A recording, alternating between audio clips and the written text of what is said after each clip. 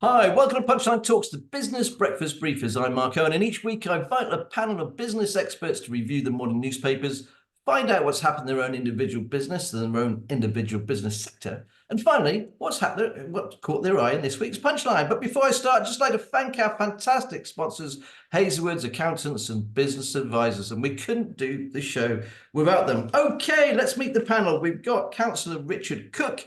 He's a leader of Gloucester City Council. We'll find out all about the latest news, the developments of the city. Let's be honest, there is so much going on at the moment, and also the exciting news about the Fleece Hotel, but also there's an election on the horizon, so hopefully we'll chat to Richard about that as well. We've got Stuart Emmerson, Director of Business Development at Hartpury University and Hartpury College.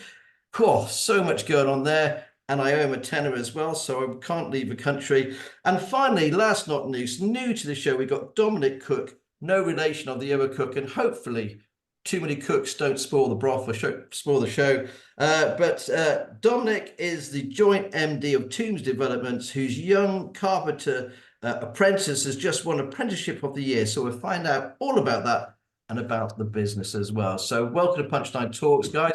Look forward to hearing all about it. So I'm just going to quickly share the screen, courtesy of the BBC. Okay, let's see what's making the headlines. The Guardian, more than 100 Palestinians die in chaos surrounding Gaza aid convoy. But the Financial Times, Putin menaces West with warnings of nuclear risk in war over Ukraine. The Daily Telegraph, Russia flooding West with migrants. The Daily Mail, Britain's broken borders. The Sun, Jerry's husband did send sexes. The Times, nothing to stop another police killer like Cousins. The Mirror, how many more are still hiding in plain sight? The Metro, hairy biker, goodbye my old pal. The Daily Star, my best friend is on a journey that I can't follow now. Okay, welcome to the panel. Let's start with you today, Richard. What have you picked out from the papers? Well, I picked an article from actually not today's paper, but one from last Saturday, which was a Mail article, and it's about farming in Wales.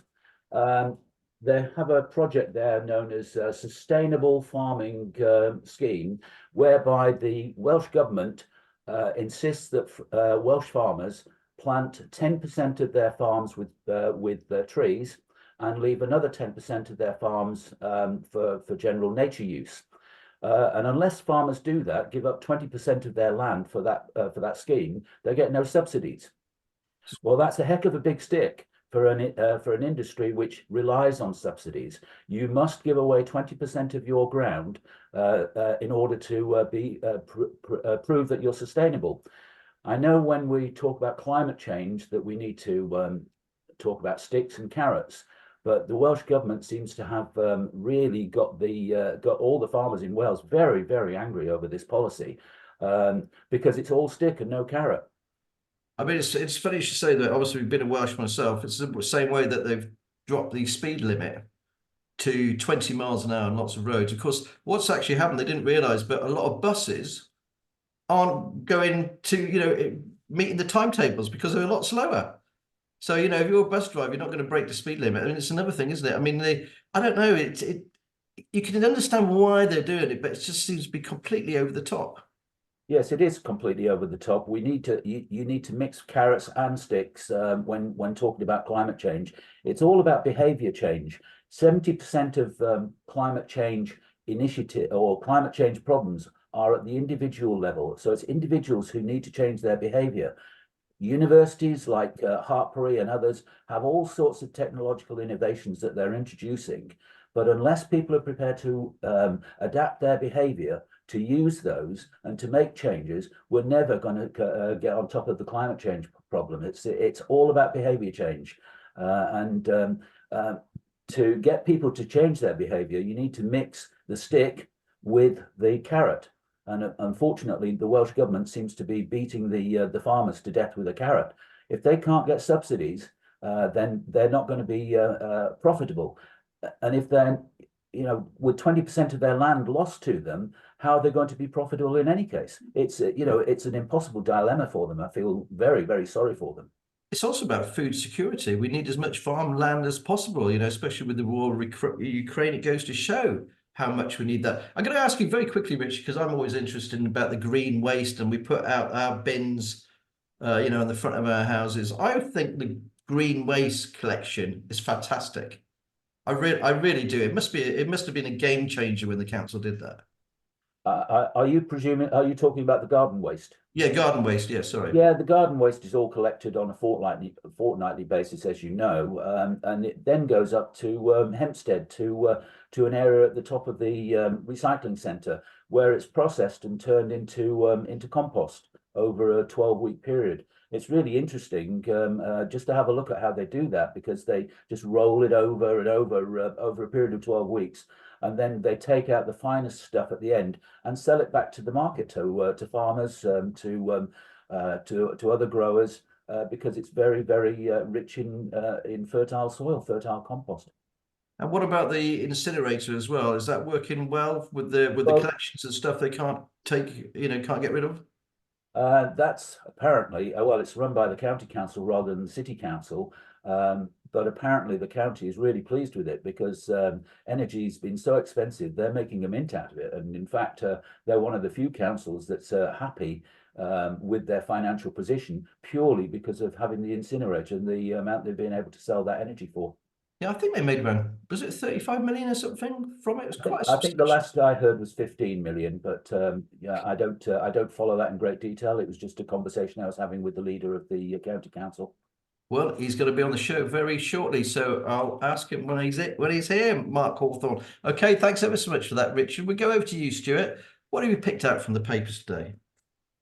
Okay, Mark, so 3 stories. One in The Guardian about the north-south wealth inequality, which continues and is on course to grow, which is, of course, kind of sad and depressing. But I just wanted to use this as an opportunity to talk about actually how in Gloucestershire, our business community, whether that's G1 LEP, or increasingly Western Gateway as well as the districts and the county, have actually been really successful at securing government investment in the southwest, which I think in Gloucestershire in particular, which historically has struggled to secure investment. So I think there's a really positive story about how our business community has come together to kind of buck that trend.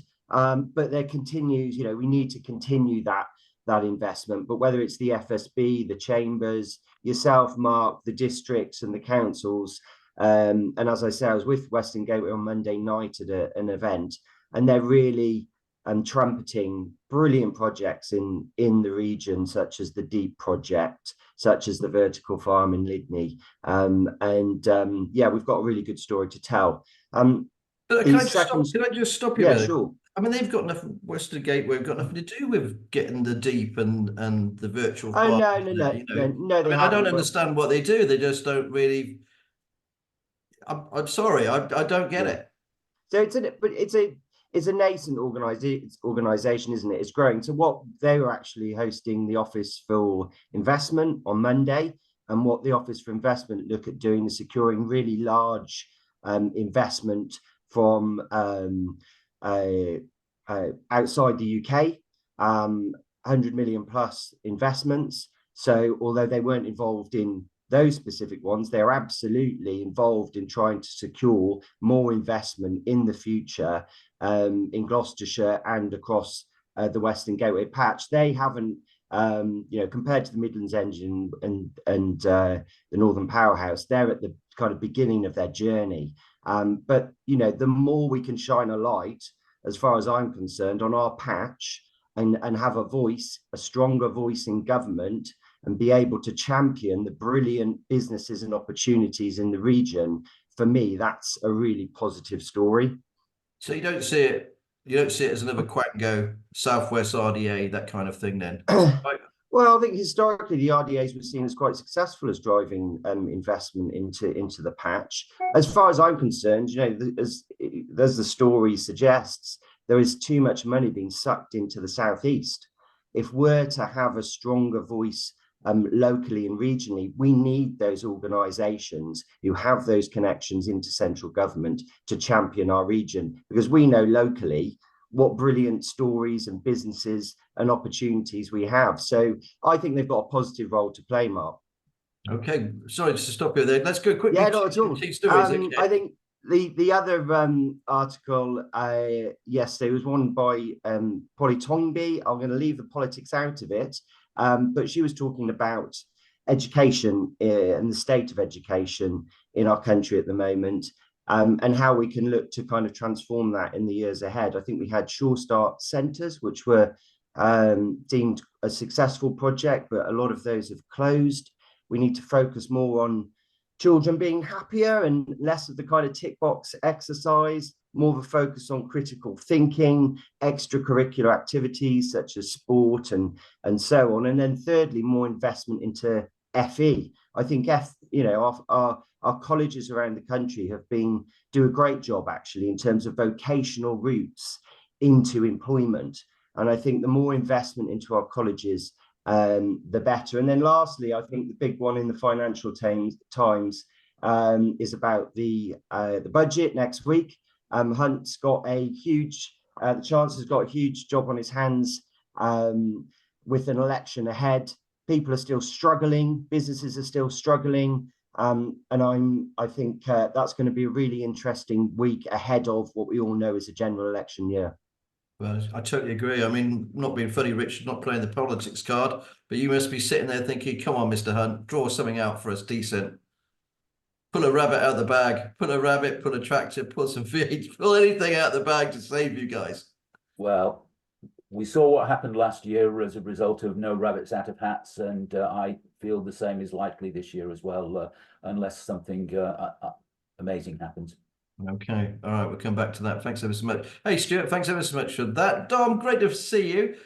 Hi. We met actually, funny enough, at Gloucestershire College when you're with your apprentices just won an award, but we'll come back to that. What have you picked out from the papers, please? So I was looking in the Guardian online yesterday, and a sad story, Dave Myers from Harry Bikers Dying, but also I felt a very inspirational story. Obviously, having the only female carpentry apprentice in Gloucestershire, I quite like the underdog, as it were, or people challenging stereotypes. So Dave, he started his career as a makeup artist at the BBC. Apparently, when he pitched up, he was the only male makeup artist. And then I just think that, you know, what those guys grew on television in terms of how they presented themselves was very contrary to the TV chefs at the time. So the Gordon Ramsays, the shouting, the toxic masculinity, you know, and you look at, you know, there's a lot in the papers yesterday about Wayne Couzens, and those guys were, you know, they were affable, they were erudite, they introduced a lot of people to cooking in a very sort of friendly way. And I'm a big believer that change starts with individuals, and those guys presented, you know, a way of cooking and a way of being that was very warm, and also their friendship together, their example of male friendship was I thought refreshing, you know, compared to a lot of what we see on television. And I just thought it was a real inspiration, really. And I think that's a big problem about not being funny. I totally agree with you about that bond of two guys who they obviously love each other as mates, you know. And I think that there's it's funny, we're all blokes today because Margaret couldn't make it, but there's lots of chaps now don't have a big network of friends, you know. Yes, I read an article recently, and men are lonely. You know, statistically, men are lonely. They lack friends, and men find it harder to make friends, apparently. And I think that has a huge impact on society in lots of ways. But it used to be we'd go to the pub. We'd go to the pub and we'd have mates in the pub, and we'd have mates at work, you know, and we're all around the factory floor and things like that. I don't want to sound stereotypical, or we'd go and play football or something. I think men used to do something together in order to become friends. I don't know about you guys. Yeah, I think it is. I think it's just society, and there's a real big mental health problem there. You know, I think we've all got to get out and try and make friends, but blokes don't. You know, I mean, not being funny, Stuart, have you got many friends? I don't mean, you know, as in close male friends. Yeah, I mean, I'm lucky. I'm lucky. I think, like you, I've stayed in touch with some old sort of school friends, and funny enough, we often meet up for sporting events, and we all quite like our boxing. So we often go for a curry before a big fight, and all going to Not watch with the each other. rugby, not with each other, or to watch the rugby or the football. So, but yeah, it's tricky, isn't it? I think everyone's got busy lives, and it can be hard to stay in touch with people particularly when you move away. I think you raise a good point. It's yeah, it's something we should sort of cherish and champion, really. I think so. I think it's really, if you've got a good friend, I think it takes hard work. It takes hard work to stay in touch with somebody. Let's be honest about it. We're all very, very busy. What about you, Richard? Have you got still got a close friend? Somebody you went to school with? You know, I'm a politician, so friends and politicians don't go together. But I have lots of acquaintances that I, talk to. I'm happy to talk to and happy to be involved with. We meet up quite regularly in fundraising exercises. Yeah, I've got plenty of people that I would class as friends. Yeah, I think the thing is you've got to get out and about. That's the most important thing. I love the idea of the sheds as well, men's sheds. They're Sheds, brilliant. we go there and be really embarrassed and take something apart and can't put it back together again. That's kind of, I'm very blessed. I've got 5 what I call really best friends who I've known for a long time as well, that without a shadow of a doubt has made life a lot easier. Okay, that's all we got time in the newspapers for. No, have you done, Dom? Have you finished your papers? Sorry, I've lost track. Yes, no, that was my story. That's all good. Yeah. Sorry, there. I lost my. I'll be scooting around the blocks for change. Okay, well, let's go over to you, Richard. So much stuff going on in Gloucester at the moment, isn't there? With the development, we've got the Forum, we've got King Square, we've got Debenhams. Now we've got the Fleece looking forward. Let's start with the Fleece. Can you tell us about that? It's obviously a well-known, well-documented rundown building, but there's maybe a new kid on the block trying to help out. Yes, Phoenix Village Project are the new kid on the block that you're talking about, and we've been talking to them for several months now. It's early days yet, but we're introducing them slowly to the public as being a potential partner there who are prepared to take on the Fleece. There's a long way to go because it needs a huge amount of investment to make anything work there. But there's potential retail, there's potential resi, the potential help for young people, and dealing with mental health issues and substance misuse issues and things like that. But it's looking promising, and that's why we've started to make announcements about it. I mean, I was quite surprised actually. The other thing is, looking at the plans, is that the Long Hope Street car park is due to come down as well. That's part of the package, is it? Well, it's not due to come down, but it's due to be reused in some way as part of the package. Yeah, at the moment, as you know, it's closed because there are some safety issues, but we're expecting a final report on that in the next week or so, and it looks likely that we'll be able to reopen it to some degree, but that will be for a limited period of time as the Phoenix project builds in terms of use of the Fleece.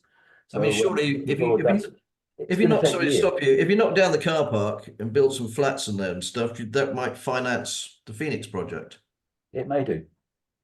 It may. I don't know. We've got to look at it all and build a report from through council to decide how we're going to use it all. But at the moment, the plan is probably that we're going to reopen the car park to some degree for a period of time. I mean, there's so much stuff going on, as we said, so positive. Now, you've been in position, as part of the Tory led council for like 10, 11 years, isn't it? And it has been a fundamental shift in what Gloucester looks like. You must be pleased. And of course, we've got an election on the horizon, hence why we booked you in now, because there's not Purda. You must get concerned, with the budget coming up, and it's been a tough time in Westminster. How does that, pan out to, you as leader of the city council? Well, obviously, anything that goes on in Westminster affects the local party to some degree in terms of the support that we get from the electorate. When we go knocking on doors at the moment and talk to people, we get a very good reception locally because we're trying to talk about local issues.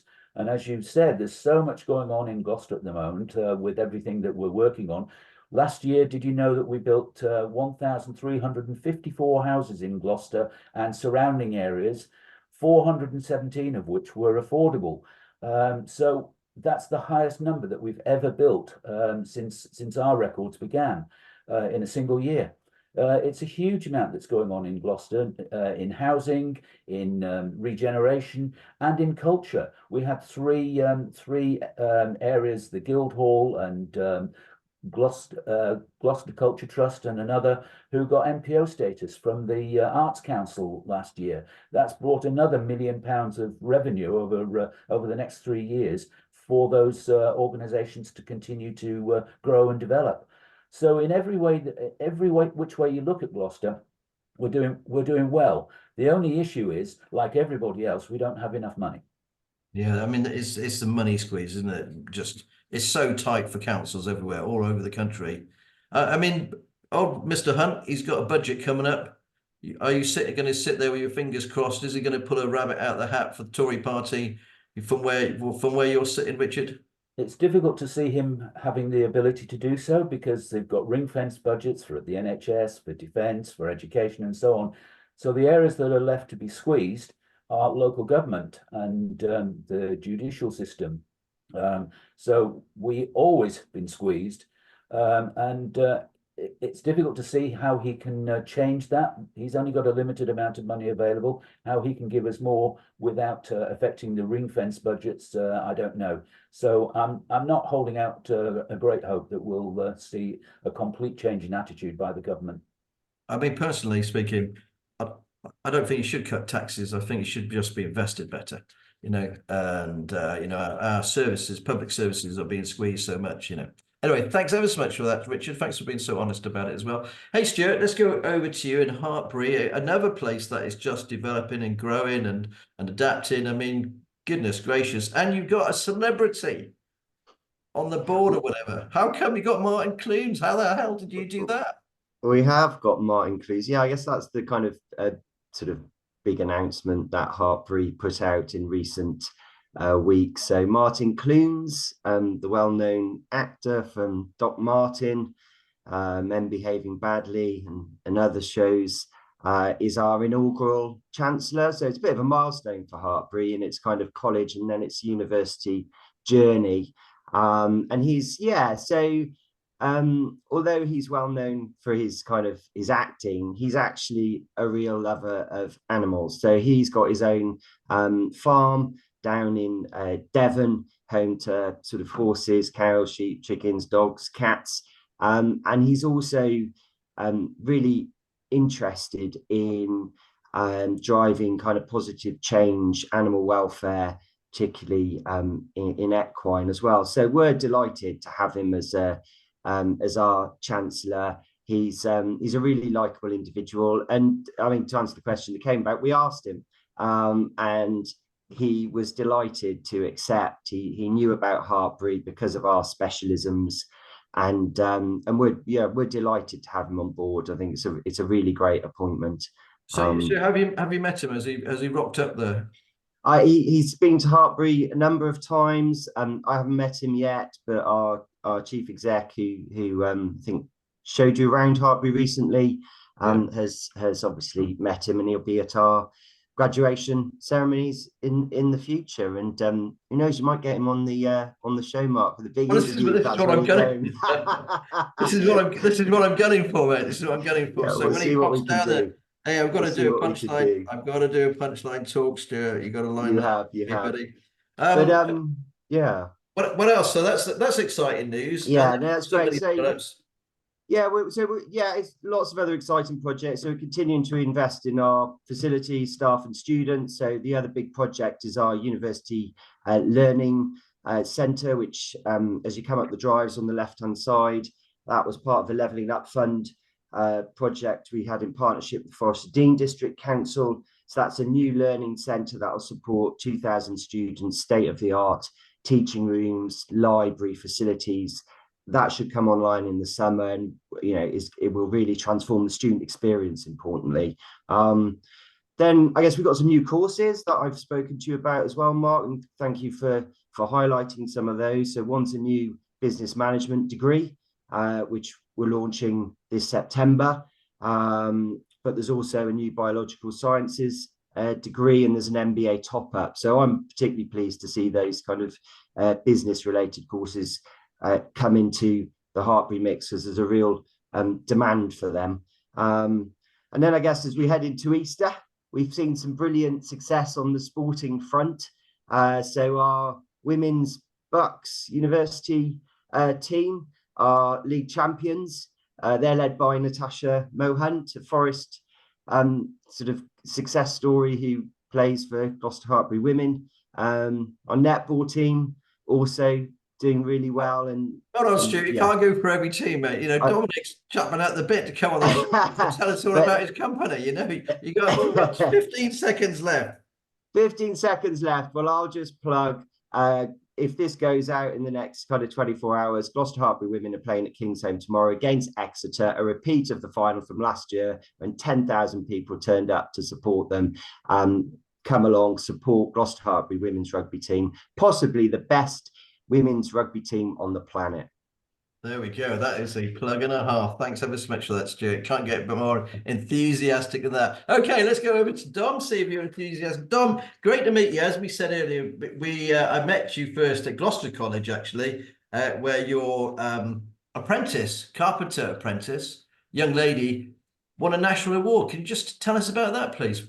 Yes, so her name is Amy, and she came to us a couple of years ago and decided, she was 23, 24 at the time, and had always wanted to be a carpenter, but didn't feel leaving school that was something that was open to her. She, went into a sort of more traditional path, and she ended up, I think, in a finance business, and was utterly miserable. And after a number of years, and actually her mum actually said to her, "You need to stop work," because she was so unhappy with what she was doing.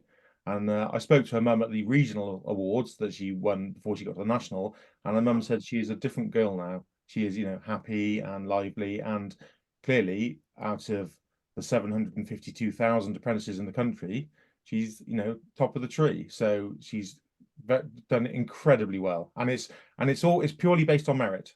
When you speak to her and she says, "Oh no, it's just because I'm a girl." It's not. This is a merit-based award, national award. And she deserves every part of it, because she is truly amazing.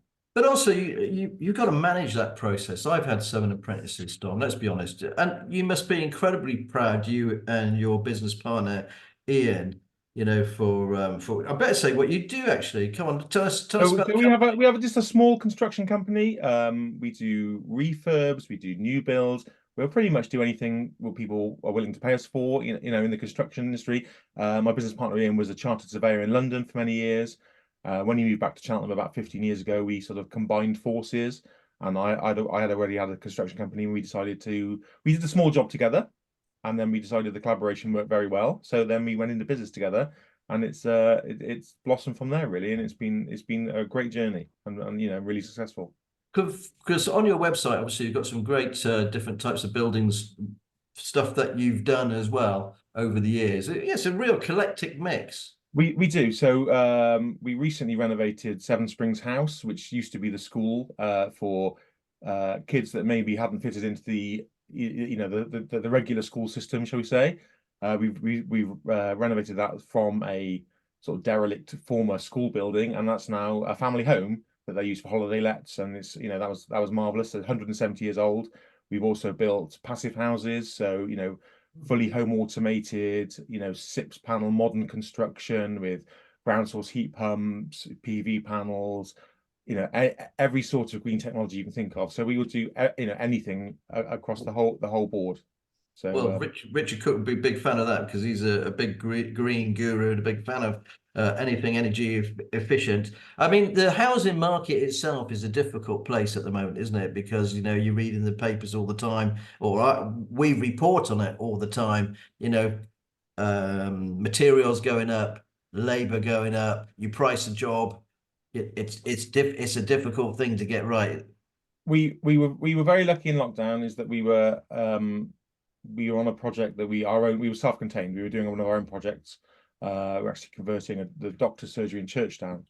And so we were self-contained there, luckily, physically, from a health and safety point of view, but also financially because it was our own development. So we're very lucky there. But it's tricky. Last year there was definitely a downturn. We had jobs pulled on us because people said we're just not prepared to borrow the money at 6%. So last year was probably the trickiest year we've had for a long time, I should think. But the work is still there. It's just harder to find. And what about pricing of materials? Because at one point wood was going up, it's going up sort of 15-20% every sort of 3 or 4 months. Is that stabilized now? Things, I mean, I'll give you an example. Roofing battens went from, say, 33 pence a metre to over £1 a metre within a couple of months.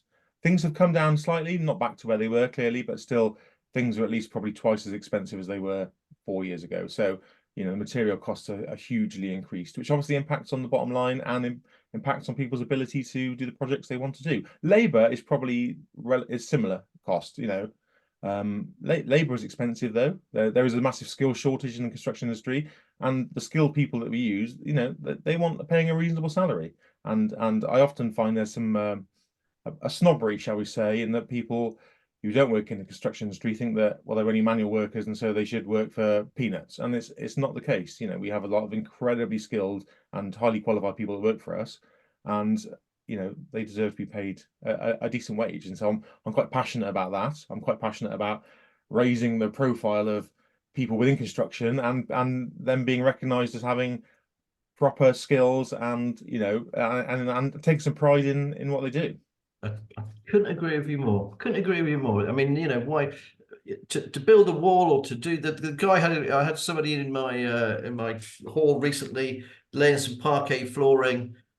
Fantastic job he's done, but it was a real skill job. I couldn't bloody do it. So, you've got to pay the guy properly to get him to do it, really. Anyway, thanks ever so much for that, Dom. Unfortunately, we've run out of time now. Let's quickly have your pick of the punchlines. I'm going to start with you, actually, Dom, because you've waited long enough. It was Stuart there, stealing your thunder earlier. What's your pick of the punchlines, please, so mate? my pick of the punchlines was also the cover story in the Echo yesterday as well, which was the development at North Place, the car park there, potentially going through. Ravensmere Homes, I think, have put in an application there. And it holds a very dear place in my heart, the car park, believe it or not, because that's where I learned to ride a bicycle back in the 70s. I remember going there on a Sunday morning with my dad. And obviously it was before Sunday shopping, and that's where I learned to ride a bike. And cycling's been a huge part of my life since then. And I'm not sad. I wouldn't be sad to see it go. I think that end of town clearly needs developing. The black and white coach station is still just, what is not a station anymore. It's just like looks like what it is. It's a building that's been leveled and left with stone. And we used to sneak into there, a friend and I, at the black and white coach station on the way home from primary school. So, 40 odd years ago, and it's not really been any better since. So I think that whole area of town really is crying out for some development and to be improved. Yeah, can't agree with you more. Did you have a chopper bike? Just very quickly. Oh, I wish I'd had a chopper bike. Everyone wished they had a chopper bike. I came off a chopper bike. Anyway, I had a grifter instead, which just wasn't the same. Oh, they're horrible. Okay. Thanks ever so much for that, Dom. Richard, let's have your pick of the punchlines. What have you picked out for this week, sir? Well, I picked out the article about Sainsbury's redevelopment, the former Sainsbury's on Northgate Street. Our council policy is to bring more residential occupation into the city centre, to make it more lively, to make it more vibrant. So to see that former Sainsbury's redeveloped into a number of apartments and flats it's going to bring more people into the city centre. We've got loads coming in as far with the university occupation of the former Debenhams building. The forum's going to complete later on this year. There's going to be a new hotel as part of that, new office workers there, and all of those additional people will really make the city centre more lively, more vibrant, and actually stop it closing at 5 o'clock and everybody going home. And that's when the undesirables come out and make the place feel unsafe. So to have more people living in there is great. It's great news. No, couldn't agree with you more. And of course, maybe there's might be some stuff with Wilco, Wilco being empty. Maybe we can knock that thing down and turn that into some sort of living accommodation as well. But thanks ever so much for that, Richard. Okay, Stuart, what have you picked out from this week's Punchline, please? So it wasn't a story, it was your interview, Mark, with Roger Head. I really enjoyed it. It actually took me back to my childhood because he mentioned he used to kick around in the estate, fishing there. I did the same before we bought it when it was dilapidated. I grew up just over the road in Hynham, but I just think it was a really sort of authentic interview in terms of someone who's worked really hard, done really well for himself, but then reinvested his time and his efforts back into charitable events in Gloucester. You see, he's a real proud sort of resident of the county, and it's brilliant, I think, to see people who've done really well kind of give back to the county, and he's done that in so many different guises. And really interesting to learn about his journey and the challenges of business, the ups and downs. So I thought it was a really interesting interview and good to learn more about one of our local business people. I couldn't agree more. Thanks ever so much for saying that. And of course, he gave us his top 3 business tips as well. Always useful. Unfortunately, that's all we've got time for today. I'd just like to thank our fantastic sponsors, Hazelwood's Accountants and Business Advisors. If you like the show, please like, share, and subscribe. And a big thank you to my panel. Until next time, remember, it's all in the punchline. Bye.